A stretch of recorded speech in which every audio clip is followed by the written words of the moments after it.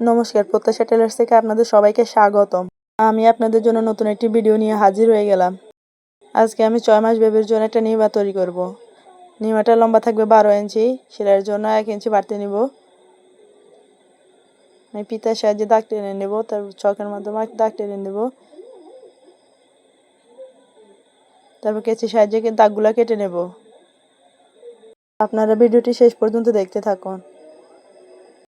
এখানে আমি জামার কাঁধ নিলাম 4 ইঞ্চি, আর মহল নিলাম 4.5 ইঞ্চি। জামার বডি নেব 5 ইঞ্চি, সেলাইয়ের জন্য বাড়তি 1 ইঞ্চি নিব। মহল নিলাম 4.5 ইঞ্চি। তারপর আমি গলা নিলাম 1.5 ইঞ্চি। স্কেলের সাহায্যে আমি দাগ টেনে নেব। গোলের এখানে আমি রাউন্ড শেপ করে নেব। ভিডিওটি শেষ পর্যন্ত দেখতে থাকুন। ভিডিওটিকে কোন জায়গা থেকে দেখছেন কমেন্ট করুন। সামনের গলা নিলাম 3 ইঞ্চি, পিছনের গলা নেব 2 ইঞ্চি। গোল রাউন্ড শেপ করে দেব।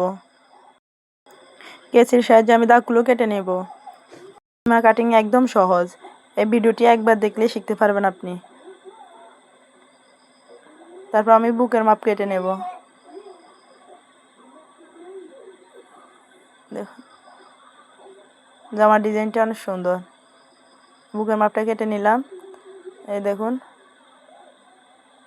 এই যে ফলো দিতে আপনারা ভুলবেন না, সবাই একটা ফলো দিয়ে দিন। গলার পট্টির জন্য আমি আলাদা কাপড় নেব, আর এভাবে দাগ কেটে নেব। দেখুন, আমি আড়াআড়ি নেওয়ার জন্য আমি 1.5 ইঞ্চি নিলাম। 1.5 ইঞ্চি পট্টি নিব। লম্বা আপনি যতটুকু নিতে পারেন। আমি স্কেলের সাহায্যে দাগ টেনে নেব। একদম সহজ নিমা কাটিং। আড়াআড়ি না দিলে আপনার গলার ফিনিশিং আসবে না, হাতার ফিনিশিং আসবে না। আমি বুকের পট্টির কাপড় নেব প্রায় 2 ইঞ্চি। এখানে এসে আমার নিমা কাটিং।